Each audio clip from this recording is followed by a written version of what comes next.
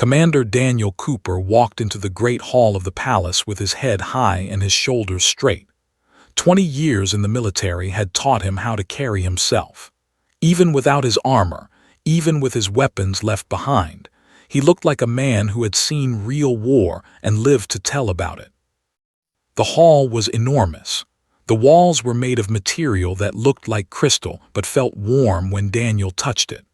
Light came from everywhere and nowhere at the same time. 3 suns hung in the sky outside the tall windows, and their light mixed together in colors that hurt to look at directly. They waited for him at the far end of the hall. They were tall, much taller than any human. Their skin was smooth and seemed to glow from inside. Their eyes were too large and shaped like almonds, and they had no hair on their heads. They were beautiful in a way that made Daniel's brain work hard to understand what he was seeing. Princess stood at the center of the group. She was younger than Daniel expected, maybe 30 in human years. Her skin was silver white, and patterns of light moved across her body like water. She wore clothes that seemed to be made from the same crystal as the walls, and they moved when she moved, always showing new colors. When she saw Daniel, she descended from her high platform. Her movements were smooth and graceful. The others stepped away to give her space. This was a moment that mattered. Daniel could feel it in the way the air changed. Commander Daniel Cooper said. Her voice was strange. It had sounds that no human voice could make. It sounded like wind and music mixed together. "You have come a great distance." "Your Highness," Daniel said. He bowed from the waist, the way the protocol officers had taught him. "I came to represent the United Earth Federation. I am honored to meet you." Walked closer. She studied his face with those large eyes. Daniel did not look away. Looking away would show fear or disrespect, and he was there to do neither. "You are what we expected," said. "Smaller than our people, your skin is fragile.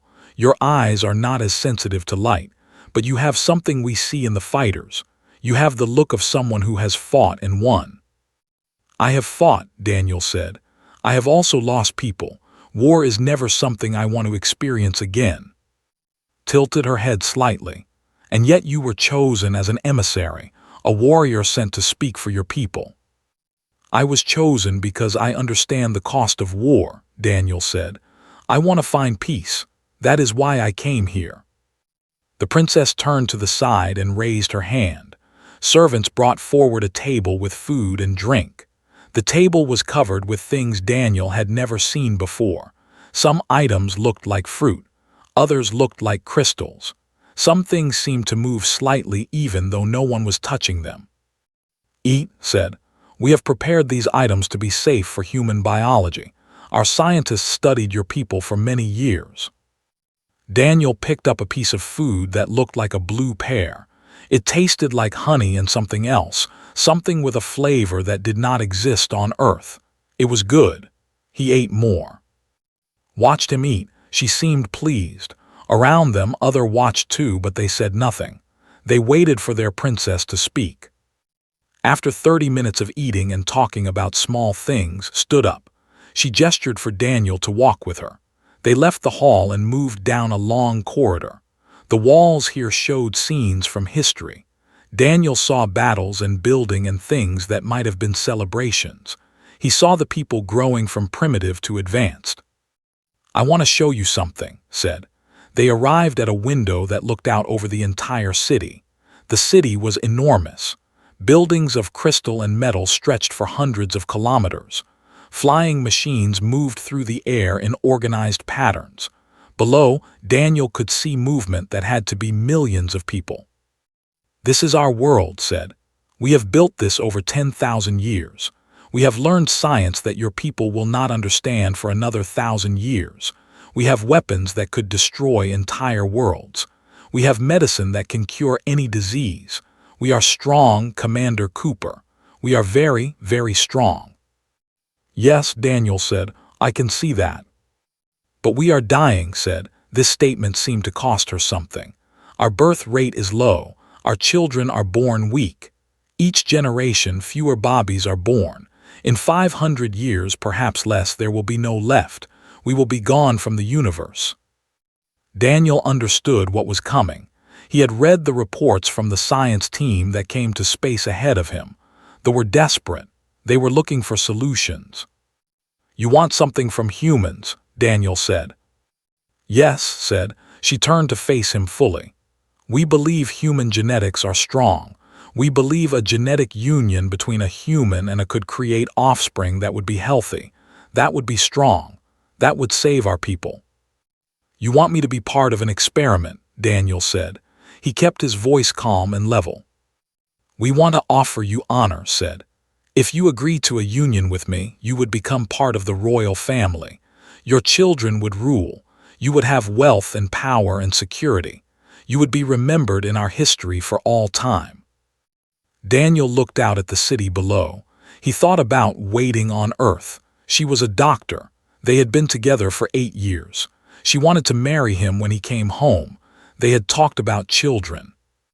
"Your Highness," Daniel said slowly, "I am grateful for this offer. I understand what you are offering. I understand that you believe this is important for your people." "Then you accept," said. Hope came into her voice. "No," Daniel said. I cannot lie to you or to myself. I cannot pledge my body and my future to someone I do not love, not even for your people. That would be wrong." Patterns of light went dim. The beautiful colors that had moved across her skin stopped moving. For a moment, she looked very tired. "You refuse," she said. "I do," Daniel confirmed. "But I will help you find another way. I will tell my government to send scientists. We can work together to solve this problem without deception or false bonds." For a long moment said nothing. Then she turned away from the window. When she turned back, the light in her skin was moving again, though slower than before. "Very well, Commander Cooper. You are brave to refuse the princess of a powerful world. Few would do this. Very few indeed." She raised her hand and gestured back down the corridor. "You may go, rest. Tomorrow we will discuss how humans and might work together in other ways. Perhaps you are right. Perhaps another path exists." Daniel bowed again. He felt the weight of what he had just done. He had turned down everything they offered. He had chosen his own integrity over power and wealth. He had no idea that in 3 hours, the palace would be under attack. He had no idea that his choices in the next few days would change the fate of 2 entire worlds. Daniel Cooper was lying on a soft bed in the guest quarters when the sound came. It was not loud at first, just a low rumble that shook the walls. Then it became louder. Then the floor moved beneath him. He knew this sound. He had heard it many times in his career. It was the sound of an explosion, close to the palace, maybe inside the palace. Daniel jumped out of bed. He was already moving toward the door when the next explosion hit. This time it was much closer. The wall beside the window cracked. Dust fell from the ceiling like snow. The alarm came next, a sound that went right through Daniel's bones. A sound that meant danger, meant war, meant someone was attacking this place right now. Daniel pulled on his clothes and ran into the corridor. We're moving everywhere. Some ran toward what sounded like trouble. Others ran away from it. No one tried to stop the human in the hallway. They had bigger problems. He found a communication screen on the wall and touched it. The screen lit up with text and images. Daniel could not read the text, but the images told him what he needed to know. Explosions in the city. Fire in the docking area. Military ships moving fast toward the palace from multiple directions. An attack, a serious organized attack. Daniel turned a corner and almost ran into Princess. She was moving with a group of guards, her light patterns flashing in colors of red and gold. Red meant danger. Gold meant anger. "Commander," said when she saw him, "this is not your concern. You must get to safety." "What is happening?" Daniel demanded. "Who is attacking?" Did not slow down as she moved through the palace. "We are under attack by the Collective. They are a military faction that wants to expand our territory by force. We have dealt with them before. They know better than to attack the palace directly. Someone invited them, Daniel said. It was not a question. Patterns flickered with what looked like pain. Yes, there are those in my own government who oppose me. They oppose the path of diplomacy. They wanted me to attack your world and take what we need. When I refused, when I told them I wanted to work with humans instead of against them, some of them saw an opportunity. Another explosion. This one shook the palace hard enough to make Daniel fall against the wall. One of the guards fell down. The others helped him up. Counselor Vex said with anger in her voice. He opposed the Union offer from the beginning. He said mixing blood with human DNA would weaken our species. He called me foolish for considering peace when we had superior weapons. He must be working with the... A guard ran up to and spoke in rapid, listened, and her patterns went dark red. The guard had brought bad news. The main command center is under assault, translated for Daniel. The attacks are hitting our defenses all over the city. This is not a small raid. This is a full invasion. Daniel's military mind was already working through the situation. How many troops do you have loyal to you? 3 legions said, but they are scattered across the planet. Gathering them will take time. Time you do not have, Daniel said. They will strike hard and fast. They will try to capture you or kill you within the next few hours. That is how military coups work. If you are dead or captured before your loyal forces can organize, the rebellion collapses.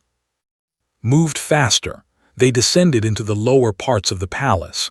Daniel followed, his mind working on problems. These were the kinds of problems he had solved before. Bad people attacking, important people who needed to survive, limited options. There has to be a way out, Daniel said. Every palace has an emergency exit. Yes, said, but if we use it, we look like we are running. If Vex controls the narrative and tells people that the princess fled like a coward, my position will be destroyed. If you stay and get killed, your position is destroyed anyway, Daniel said bluntly. Survive first, control the narrative second. They reached a large door made of pure metal. Guards stood on both sides. When they saw the princess, they opened the door immediately. Behind it was a long tunnel that seemed to go down into the ground. Lights along the walls flickered on as approached. This tunnel leads to the lower city, said, but I cannot just disappear. My people need to know what is happening. They need to hear from their princess that I did not abandon them. Daniel understood. She needed to broadcast a message. She needed to tell everyone that she was still fighting, still leading, still alive. We will find you a transmission station, Daniel said. You make your broadcast. I will make sure you are not interrupted. You would do this? Asked. She stopped and looked at him directly. You would fight for me. I rejected you as a union partner. I might have made you suffer. Why would you help me? Daniel thought about waiting at home. He thought about his oath to protect people. He thought about the kind of person he wanted to be. Because, Daniel said, you showed me respect even when you wanted something from me. You treated me like a person, not like a tool. That matters. That is why humans form bonds with people. And now your people are trying to kill you. I do not let that happen to my friends. For a moment was silent.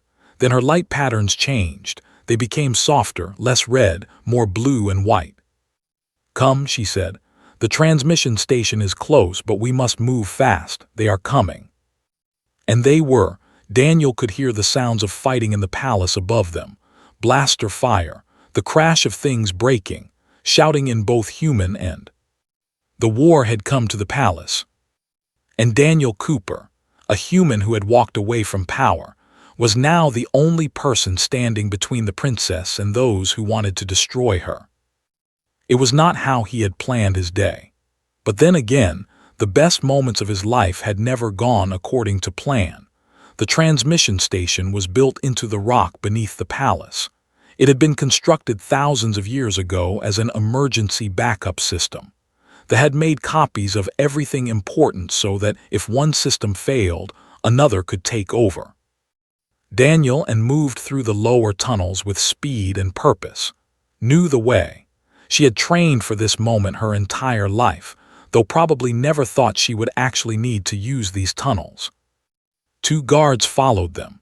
Both were large with weapons that looked like nothing humans had ever created. The weapons were sleek and silver, and they made a sound like breaking glass when they fired. "How much time?" Daniel asked as they moved. "Minutes," said. "Maybe less. Vex will have anticipated this route. It is one of only 3 ways to leave the palace without being seen." "Then we split up," Daniel said immediately. "You take the main tunnel. One guard goes with you. The other guard and I will take a side tunnel. We will make noise. We will make them think you are going one direction while you actually go another." "And what happens to you?" asked. "I get caught or I do not," Daniel said. "Either way, you have to reach that transmission station and talk to your people. They need to hear your voice. They need to know you are alive and fighting. That is the only thing that matters right now." Wanted to argue. Daniel could see it in her face. But she was a leader, and leaders sometimes have to make hard choices. She nodded. "The transmission station is 5 kilometers down this tunnel," she said, pointing to the left. "Once you are there, you can broadcast across the entire planet. Tell my people to gather. Tell them to resist Vex. Tell them that the princess lives." "I will," Daniel said. He turned to the larger of the 2 guards. His name was something that sounded like metallic wind. Daniel just called him Guard 1. "You stay with the princess," Daniel said, in that he had been learning during the flight to this world. "Protect. Do not stop. Go forward only." Guard 1 made a sound that was probably agreement. The second guard, smaller and faster, turned to Daniel. "We make trouble," Daniel said. "We go this way, we fight and run, we stay alive." The guard showed something that might have been a smile. Daniel and Guard 2 ran down the right-hand tunnel. Behind them, Daniel could hear and Guard 1 moving down their path. The sound of footsteps faded away. The right tunnel climbed upward. Daniel could hear sounds coming from above. Fighting, explosions, the sounds of war. That was where Vex's forces would be coming from. Daniel found what he was looking for about 200 meters up the tunnel. There was a side chamber, probably meant for storage of equipment. Daniel grabbed Guard 2 and pulled him into it. "Wait," Daniel said. "Stay very quiet." They heard footsteps, lots of footsteps, maybe 20 soldiers coming down the tunnel, following the path that they thought the princess had taken. When they had passed, Daniel and Guard 2 came out of the chamber and moved downward again, back toward where the tunnel split. They moved quickly and silently. This was training that Daniel had done 1,000 times. This was the part of war that he understood. They reached an intersection. Above them, Daniel could hear more fighting. Below, he could hear nothing. That meant the princess had reached a distance where the fighting sounds could not follow her anymore. Good. Daniel found the next chamber and did something that felt wrong. He used the blaster they had given him and fired it at the wall. The explosion was loud. Bright light filled the tunnel. Rocks and dust fell from the ceiling. More footsteps, lots of them, running toward the sound. Daniel and Guard 2 ran the opposite direction. Behind them, they could hear soldiers shouting in. The soldiers thought they had found the princess. They thought they could capture her. They would find nothing but rocks and dust, and the echo of the explosion. Daniel did this 3 more times. Each time he created a distraction. Each time soldiers ran toward the noise. Each time the princess got farther away. The tunnel system was becoming clearer to Daniel. These tunnels connected to the city below. They led to different places. Some went deeper. Some went to the surface. Daniel realized that had built this entire underground network for exactly this kind of emergency. The last distraction was near the surface. Daniel made an explosion that brought down part of the tunnel ceiling. It was not stable. It was dangerous, but it definitely made enough noise to attract every soldier who could hear it. Daniel and Guard 2 slipped past in the smoke and confusion. They moved toward sounds that sounded like the lower city, normal sounds, market sounds, people sounds. Behind them, the soldiers were trying to dig through the collapsed tunnel. They would be stuck there for a while. Daniel and Guard 2 emerged into the lower city. They were no longer in a combat zone.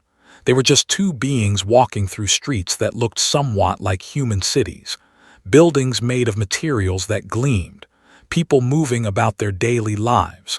Some looked at them with curiosity. A human and a guard together was not a normal sight. Guard 2 took Daniel through the streets using a path that only the guards would know. They moved through back alleys and through buildings. They avoided the main streets where soldiers might be searching. After an hour, they reached a building that looked like all the others. Guard 2 entered it without hesitation. Inside, there was a control room with displays and equipment. And there, connected to that equipment, was the transmission system for the entire southern sector of the palace and city. Through the displays, Daniel could see that the broadcast room was already in use, was there. She was already speaking, already telling her people what was happening. Daniel watched the displays. Across the planet, people were turning on their communication devices. They were hearing their princess. They were learning that Vex was a traitor. They were learning that their leader was alive and fighting. And everything started to change.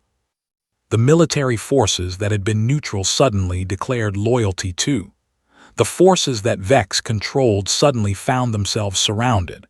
Within hours, the coup had failed. But Daniel did not see any of this yet. He was just sitting in the lower city with a guard named something like Metallic Wind, watching the displays and hopping that would survive. He had walked away from being a union partner. Now he was fighting as a brother in arms.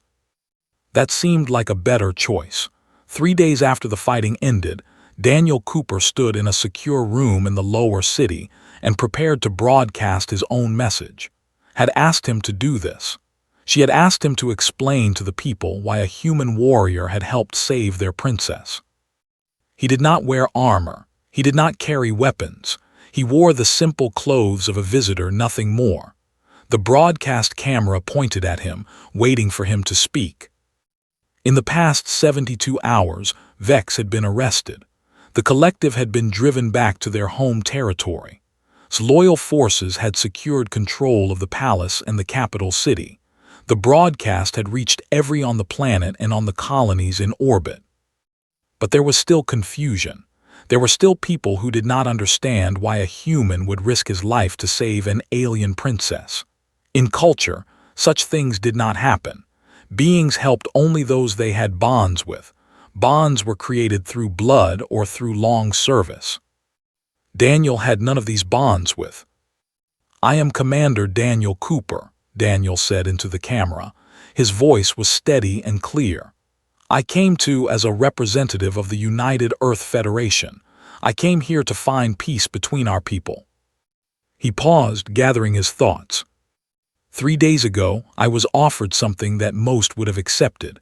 I was offered to join the royal family. I was offered wealth and power and security. I was offered to become part of history. Daniel looked directly at the camera, directly at every who might be watching. "I refused this offer. I refused because I already have bonds with people on my world. I refused because accepting would have been a lie. It would have meant giving my body and my future to someone while my heart belonged somewhere else. That is not how I want to live. That is not how humans want to live." He moved slightly, not nervous, just wanting to emphasize his point. "But when the palace came under attack, when Princess was in danger, I had a choice to make. I could have run. No one would have blamed me. I was a visitor. I had no stake in politics. I could have gone back to my people and told them what happened. Instead, I chose to help. Why?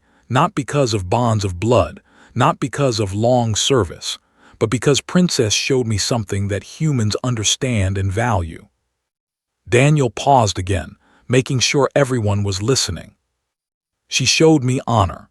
When she learned that I had someone waiting for me at home, someone I loved, she did not try to make me forget that person. She did not try to force me to accept her offer. Instead, she accepted my refusal with grace. She respected my choice even though it cost her people hope. That is the kind of being I want to help. That is the kind of leader I want to support. And in your case, that is the kind of princess you should want to have. Daniel walked closer to the camera. Some of you may think that a human cannot understand culture or values. You may think that I helped only because I saw a way to make advantage for my people. I understand that suspicion. I would have the same suspicion in your position. But let me tell you something about humans that you may not know. We are not very smart in some ways. Our brains are smaller. Our technology is less advanced. Our weapons are weaker. But we understand something very clearly. We understand that the beings worth fighting for are the ones who keep their word. The ones who choose what is right even when it costs them. The ones who treat others with respect. Daniel touched his chest over his heart. Your princess has these qualities. I saw this in her. And I helped her because sometimes doing what is right does not require a bond forged in blood. Sometimes doing what is right just requires a person who understands what right means. The camera continued recording as Daniel stood there, letting his words settle into the minds of every watching. I will be leaving your world soon. I will go back to my people. I will tell them that are not what they feared. I will tell them that value honor and goodness when they are given a chance to see it. I will tell them that your princess is a being worthy of their respect and alliance. And I will tell the United Earth Federation that humans have found a friend among the stars, not because we share blood, not because we have served each other for a long time, but because we understand that honor matters, that integrity matters, that keeping your word matters. Daniel stepped back from the camera. Your princess fought for you. She fought against those in her own government who wanted to use you as weapons. She fought for peace when others demanded war. That is leadership. That is what you should remember, not that a human helped her survive. Remember that your princess is the kind of being worth helping. The broadcast ended. In the moments after, Daniel sat alone in the broadcast room. He felt tired. The past 3 days had taken everything out of him.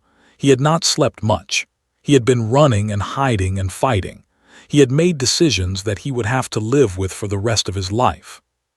A guard came to get him. Guard 2, the small, fast one who had helped him in the tunnels. Guard 2 made sounds that indicated Daniel should come with him. They traveled through the lower city to a different building. This one was more formal, more important. The guards here wore armor that was better than the others. The walls were made of crystal that was clearer and more pure. At the center of the building, waited. She was in a chamber that looked like an office. She was wearing clothes of state, clothes that showed her position and authority. Her light patterns were calm and steady. The colors were gentle, blues and golds and whites. Commander Cooper said, "You have done what I asked. You have explained to my people why you helped me." "Your Highness," Daniel said, bowing as protocol required. "I have been thinking about what you said," continued, "about honor, about integrity, about choosing what is right even when it costs you." She moved closer to him. "These are values that claim to have, but we had forgotten them. We had become focused on power and expansion. We had forgotten that there are things more important than strength." Light patterns flickered with something that looked like determination. "I am making a decision. The United Earth Federation and will become allies, true allies, not conquerors and conquered, not masters and servants, but equals who choose to work together because they value the same things." She looked directly at him. "You will return to your people and tell them this. But before you go, I want you to know something. You said you refused my union because your heart belonged to someone else. You said you could not lie about that." "That is true," Daniel said. "I believe you," said, "and that is why I will give you something to take home. A message to your United Earth Federation. A message that says wants peace, wants partnership, wants to know the kind of beings who value integrity enough to risk their lives for it. She turned away and gestured to the guards. They brought forward a sealed container. The material was beautiful. The craftsmanship was perfect. "Take this," said. "Give it to your leaders. Tell them that a princess of respects them. Tell them that we want to learn from humans how to be better than we were." Daniel took the container. He felt the weight of it. He understood what it meant. He had walked away from power. And in doing so, he had gained something far more valuable. He had gained the respect of an entire world. The ship that carried Daniel Cooper back to Earth was not his original vessel. The Endeavor had been destroyed in the opening moments of the attack on the palace. 43 of his crew had died in that attack. 31 more had been killed in the fighting that followed. The new ship was a vessel provided by Princess. It was faster than anything humans had built. It would make the return journey to Earth in less than half the time it had taken to reach space. Daniel spent much of the journey in the observation deck, looking out at the stars. He thought about the people who had died. He thought about the risks he had taken. He thought about waiting at home, not knowing if he was alive or dead. His communications officer, a young human named Stephen Hayes, came to him on the final day of the journey. Stephen was excited. His face showed that he had news. "Sir," Stephen said, "we just received a message from Earth Command. Your family and friends were told you were missing. They did not know if you would come back alive." "And now?" Daniel asked. "Now they know you are coming home," Stephen said. "They are preparing a welcome. The United Nations wants to meet with you. The media wants to ask questions." Stephen smiled. "Has been waiting at the spaceport every day for the past month. She quit her job to wait for you." Daniel felt something tight in his chest. He felt the weight of everything he had been carrying finally start to lift. "How long until we land?" he asked. 3 hours, Stephen said, "maybe less." 3 hours until he saw Earth again. 3 hours until he could hold and tell her that he was home. 3 hours until his real life started again. Daniel went to his quarters and opened the sealed container that had given him. Inside was a message, recorded by the princess herself. He had not watched it yet. He had wanted to wait until he was on his way home. He touched the control and its image appeared. Her light patterns were calm and steady. She looked tired. The weight of ruling a world had settled on her shoulders. "Commander Cooper," she said, "I wanted to send this message with you so that you would remember what we have built together. Not a union, not a conquest, but a friendship forged in fire and cemented by honor." She moved closer to the camera. "You came to my world asking for peace. You left as a warrior. But more than that, you left as someone who understands that true strength comes not from weapons or technology, but from the courage to do what is right." Slight patterns became softer. "I have learned much in these few days. I have learned that the younger races, the ones we thought were primitive, sometimes understand things that we had forgotten. I have learned that honor has value in ways that power never will." She paused. "I am telling my people that we were wrong about some things. I am telling them that isolation was not strength, that we needed to find friends who shared our values, not conquer enemies who threatened us." Looked directly at the camera, directly at Daniel. "You told my people that you came to help because of honor, because I had shown you respect. That is something we will remember forever. You have changed my world, Daniel Cooper. You have changed what my people believe about themselves." The message ended. Daniel sat in silence, feeling the weight of what had happened. He had come to thinking his role was to negotiate treaties and establish trade agreements. Instead, he had changed the course of history. The ship descended toward Earth. Daniel could see the planet below, blue and white and beautiful. He could see the spaceport where was waiting. He could see the future that was about to begin. Stephen came to him again. "Sir, we are cleared to land. Welcome home, Commander." Daniel watched the landing procedures unfold. The ship touched down with barely a tremor. The bay doors opened. The ramp extended.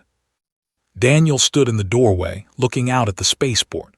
And there, behind the barriers that separated civilian from military personnel, he saw her. She was smaller than he remembered. Her hair was longer. She was crying and smiling at the same time. Daniel walked down the ramp. The distance between them seemed to stretch forever. Then he was moving faster and was pushing past the barriers, and then they were together. He held her, she held him. For a long moment they did not speak. There were no words that could express what they had been feeling. "I thought you were dead," whispered into his chest. "I know," Daniel said. "I thought I might be too. But you came back." "I always planned to come back," Daniel said. "Everything I did out there, I did knowing I had to return to you." Pulled back enough to look at his face. She studied him, as if trying to understand what had happened to him in the time they had been apart. "You are different," she said. "I am," Daniel agreed. "I have seen things, learned things, done things that I never thought I would do." "Tell me," asked. So Daniel did. He told her about and her offer. He told her about the refusal and the respect it earned him. He told her about the attack and the fighting. He told her about how a human helped save an alien princess, and in doing so changed her entire world. Listened without interrupting. When he finished, she took his hand. "You did the right thing," she said. "I did what I thought was right," Daniel said. "That is the same thing," said. "For you, it has always been the same thing." They walked out of the spaceport together, hand in hand. Behind them, the military handlers tried to get Daniel to attend briefings and answer questions. But for once, Daniel did not answer to duty. He answered to his heart. He had walked away from an alien princess and an empire's treasure. He had walked away from power and wealth and security. But he had walked toward integrity. And now he was walking toward home, toward the person he loved, toward a future that he had earned through his choices. 3 months later, the United Earth Federation and the Empire signed a treaty of peace and alliance. The treaty was signed in a neutral station that orbited Earth. Princess was there. Daniel Cooper was there as a witness and an advisor. When the ceremony ended, approached Daniel. She was wearing formal clothes from her world. Her light patterns showed calm blues and golds.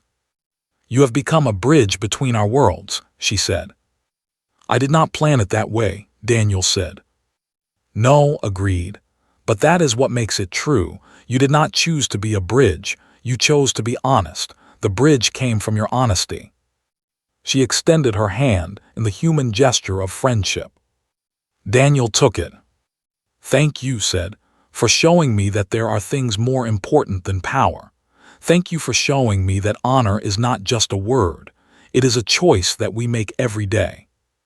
"Thank you," Daniel said, "for accepting that refusal with grace, for treating me with respect even when you wanted something from me. That is what made everything else possible." When the handshake ended, Daniel walked away from the alien princess. He walked toward who was waiting for him in the observation window. He had armor removed. He had pride intact. And for the first time in his life, he felt like he was exactly where he was supposed to be. The stars had taught him what Earth had never shown him, that the greatest strength comes not from weapons or technology, but from the courage to keep your word, the strength to do what is right, the strength to honor those who deserve honor.